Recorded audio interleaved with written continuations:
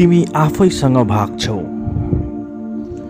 तिमी कोसँग भाग्छौ र तिमी के को पछि भाग्छौ। के तिमी आफ्नै दुःखसँग भाग्छौ या तिमी आफ्नै सुखको पछि भाग्छौ। हुन सक्छ तिमी आफ्नै मनको भित्रको पीडासँग टाढो चाहन्छौ भाग्न, या हुन सक्छ आफ्नो अतीतको केही क्षणहरूसँग चाहन्छौ भाग्न। कहिले नचाहिँदा पनि पर्छ भाग्न। जब जन्मदेखि मृत्युसम्म नै छ भाग्न, त केही क्षण त बिसाउँ, हेरौँ त्यो बित्दै गरेको क्षणलाई, जसलाई हामीले भाग्नमै हेर्न सकेनौँ।